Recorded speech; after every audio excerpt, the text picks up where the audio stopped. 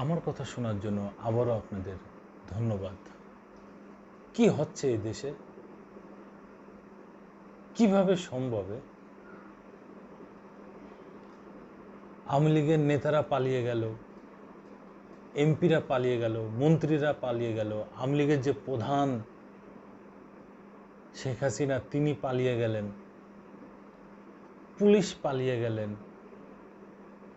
সরকারি বড় বড় কর্মকর্তারা তারাও পালিয়ে গেলেন, শেষ পর্যন্ত বায়তুল মোকাররম মসজিদের যে খতিব ইমাম সাহেব তিনিও পালিয়ে চলে গেলেন। এখানেও দলাদলি, এখানে দলীয়, এটা তো আমার মাথায় আসলো না, এটা তো আমার মাথায় কাজ করলো না। একটা দেশের জাতীয় মসজিদের যে খতিব সাহেব তিনিও দলীয় হবেন? তার কাজ হচ্ছে 5 ওয়াক্ত নামাজ পড়ানো, তার কাজ হচ্ছে ইসলামের বাণী এই বাংলাদেশের প্রতিটা ঘরে ঘরে পৌঁছে দেওয়া, এটাই তার কাজ। কিন্তু এখানেও দলীয়, এখানেও আওয়ামী লীগ, এখানেও দলদারি। আজকে কি অবস্থা? আজকে শুক্রবার, আজকে জুমার নামাজের সময় এই জাতীয় মসজিদে কি একটা হট্টগোল, কি একটা মারামারি, কি একটা গন্ডগোল। এই কি আমাদের দেশ? এই কি শস্য সুফলা শ্যামলা বসুন্ধরা আমাদের এই দেশ? এ কোন দেশে আমরা বাস করতেছি? এ কোন দেশ দেখতেছি আমরা? বিগত আওয়ামী লীগ সরকার কি করেছে? এই দেশের অবস্থাটা কি বানায় রেখে গেছে? কোথায় সে দলের লোক বসায়নি, কোথায় সে দলদারি করে নাই, কোথায় সে সিন্ডিকেট করে নাই? একটা মসজিদের ইমাম, সেখানেও দলীয় লোক রাখতে হবে? আর কি করেছেন আপনারা? আর কি বাকি আছে আপনাদের? বড়ই আশ্চর্যের ব্যাপার, বড়ই আশ্চর্য। মসজিদের সময় মসজিদের ভিতরে নামাজের সময় এত বড় হট্টগোল কিভাবে সম্ভব? কি অবস্থা আমাদের দেশটার?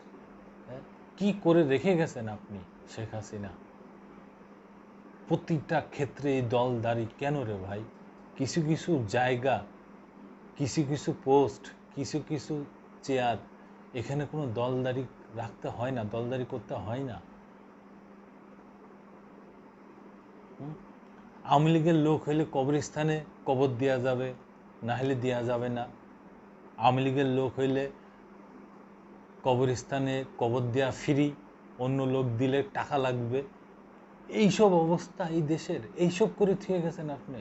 আপনি কি মানুষ না কি? আপনি কিভাবে গণহত্যা চালাইলেন?